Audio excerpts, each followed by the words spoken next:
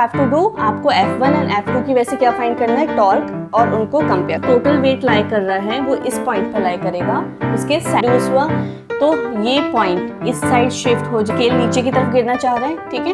हमने एक अपवर्ड।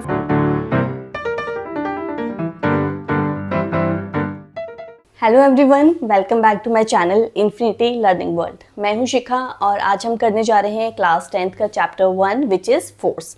इसका इंट्रोडक्शन पार्ट हमने प्रीवियस वीडियो में किया था, वहाँ से आप पूरा देखेंगे मोमेंट ऑफ फोर्स के बारे में, उसके फॉर्मूले के बारे में। यहाँ अब हम स्टार्ट करने जा रहे हैं प्रिंसिपल ऑफ मोमेंट्स से। प्रिंसिपल ऑफ मोमेंट्स क्या होता है? When a system is in equilibrium at that time sum of anti clockwise movement is equal to sum of clockwise movements. Direction मैंने आपको बताई थी, एंटी क्लॉकवाइज मूवमेंट की direction क्या होती है? It is positive, and clockwise movement की direction negative, याद रखेंगे। आज एक न्यूमेरिकल करते हैं। न्यूमेरिकल की स्टेटमेंट लिखी हुई है, आप एक बार देख लीजिए, बट उसका मेन पॉइंट्स मैंने यहाँ पे लिख दिए हैं। So what is given to you? This is a wheel. कौन सा रोलर लिया है? एक रोलर, और उसका एक्स वाई क्या है?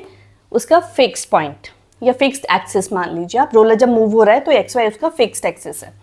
अब यहाँ पे दो फोर्स अप्लाई हो रही हैं, F1 एंड F2। क्वेश्चन में गिवन है F1 F2 is equal to 10 newton and the diameter of the roller is 0.4 metre. What you have to do, आपको F1 एंड F2 की वैसे क्या फाइंड करना है, टॉर्क, और उनको कंपेयर करना है। तो आ जाइए सबसे पहले स्टार्ट करते हैं। This is F1, this is a fix point, so torque 1 will be, अच्छा यहाँ पे डिस्टेंस कितना होगा, फिक्स पॉइंट से डिस्टेंस कितना हो गया आपका, D1 इंटू फोर्स कौन सी है, F1। तो D1 कितना है आपका 0.4, यूनिट देखिए मीटर है तो कुछ भी कन्वर्ट करने की जरूरत नहीं है। फोर्स कितनी गिवन है आपको, 10, तो it comes out to be 4 newton metre, ठीक है। अब टॉर्क 2 किसका है? ड्यू टू फोर्स F2 देखिए यहाँ पे लग रही है, and this is the fix point और एक्सिस। तो यहाँ से परपेंडिकुलर डिस्टेंस D2 कितना हुआ, इसके बराबर हुआ रेडियस के। रेडियस कितना हुआ, दिस कंप्लीट इज 0.4, तो ये कितना हो गया, दिस इज 0.2 मीटर। तो यहाँ पे क्या हो जाएगा आपका D2 into F2। D2 is 0.2 metre and F is 10, तो it comes out to be 2 newton metre. अब आपसे कहा गया है compare the torque of two forces, तो कंपैरिजन करेंगे तो torque 1 by torque 2 will be equal to 4 newton metre by 2 newton metre, which comes out to be 2:1। Ratio आपका कितना हो गया, 2:1, ठीक है। चलिए नेक्स्ट क्वेश्चन करते हैं। So the next question is, इसका मेन पॉइंट्स आपको बता देती हूँ।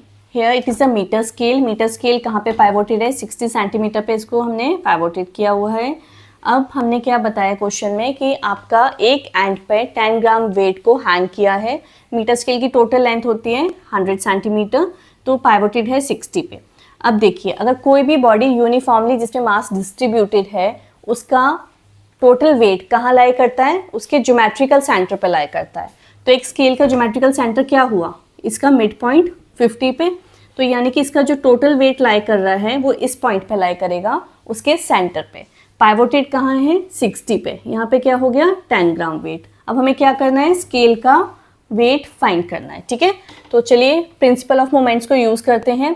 तो इसके according F1 into D1 is equal to F2 into D2। अच्छा, अब ये देखिए, this is your anti clockwise और ये वाला क्लॉकवाइज, दोनों की डायरेक्शन चेक करिए। ये डिस्टेंस कितना है, 60 माइनस 50। F1 कितना है हमें नहीं पता, अभी फाइंड करना है। D1 कितना है, इन दोनों के बीच का डिस्टेंस कितना है, 60 माइनस 50, ठीक है। F2 ये वेट कितना है, ये है आपका 10 ग्राम।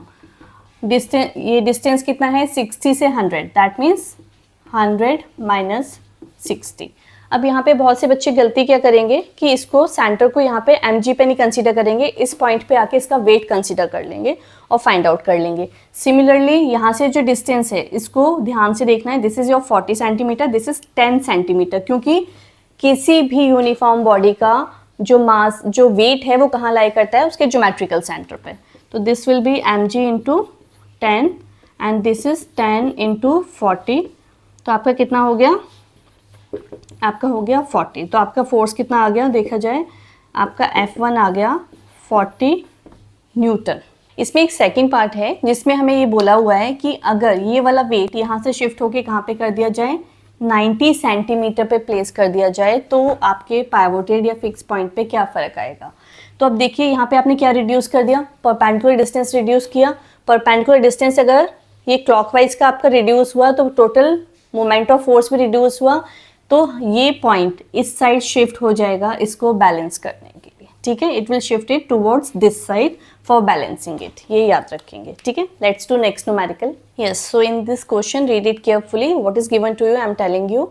ये क्या है, this is a metre scale, it is a metre scale. हमने इसको पाइवोटेड कहाँ पे किया, हमने स्टार्टिंग में ओ पॉइंट पे पाइवोटेड किया। 40 सेंटीमीटर पे कितना वेट हैंग किया, 40 kgf, 40, ठीक है। और यहाँ पे एक स्प्रिंग बैलेंस लगा दिया, कहाँ पे, 100 सेंटीमीटर, यानी कि स्केल के एंड पे। अब इसकी फोर्स कहाँ पे एक्ट कर रही है, डाउनवर्ड। जो ये हमने स्प्रिंग बैलेंस लगाया इसकी अपवर्ड। अब हमें क्या फाइंड करना है, हमें ये जो स्प्रिंग का है, स्प्रिंग में क्या वैल्यू आएगी वो फाइंड करनी है, मेजरमेंट्स, ठीक है। आ जाइए फिर से हम प्रिंसिपल ऑफ मोमेंट्स को यूज़ करते हैं। ये कौन सी डायरेक्शन है, ये कौन सी डायरेक्शन है, एंटी क्लॉकवाइज। और ये भी कौन सी डायरेक्शन हो रही है आपकी, yes. So next question is given to you. इसमें जो क्वेश्चन में मेन पॉइंट्स हैं वो मैं आपको बता देती हूँ। This is a metre scale, in this it is pivoted at point O. Initially pivoted कर दिया एक एंड पे, 40 सेंटीमीटर पे हमने एक वेट को हैंग कर दिया 40 kgf, और 100 सेंटीमीटर पे क्या किया, स्प्रिंग बैलेंस को प्लेस किया, ठीक है। अब इसकी डायरेक्शन डाउनवर्ड एक्ट कर रही है, तो इसकी डायरेक्शन कौन सी होगी, क्लॉकवाइज। स्केल नीचे की तरफ गिरना चाह रहा है, ठीक है। हमने एक अपवर्ड फोर्स जो कि स्प्रिंग बैलेंस के थ्रू उसको अपवर्ड डायरेक्शन में सपोर्ट कर रही है। इसकी डायरेक्शन क्या हो गई, इसकी डायरेक्शन हो गई anti clockwise, clockwise anti clockwise.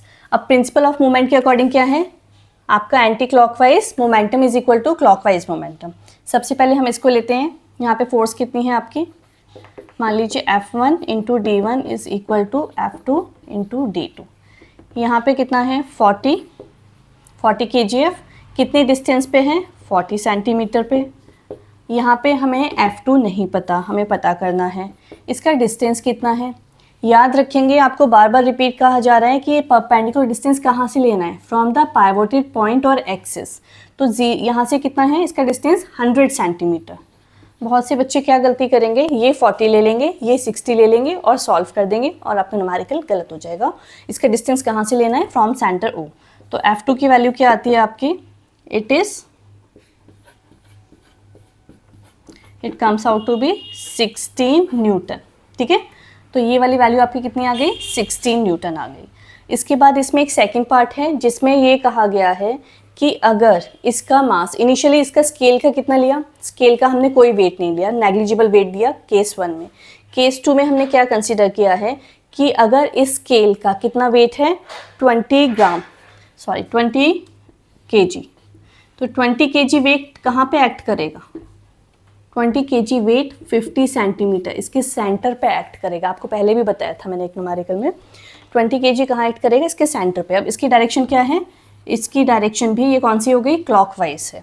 Again principal of moments को यूज़ करेंगे, इसके अकॉर्डिंग जितना भी क्लॉकवाइज है, क्लॉकवाइज में कौन सी हैं, दो फैक्टर्स आ रहे हैं। क्या लिखा है, sum of anti clockwise moments is equal to sum of clockwise movements. तो यहाँ पे क्लॉकवाइज 2 मूवमेंट्स आ रहे हैं हमारे पास, कौन कौन से हैं, this is 40 into 40 plus 20 into 50 is equal to कितना, 100 इंटू, ये हमें नहीं पता, इसे हमें फाइंड करना है, ठीक है। तो दिस इज, फाइंड कर लीजिए फटाफट।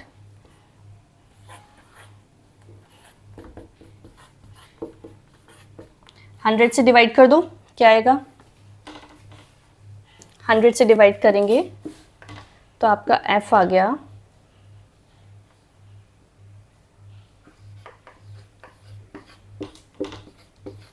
it comes out to be 26 Newton,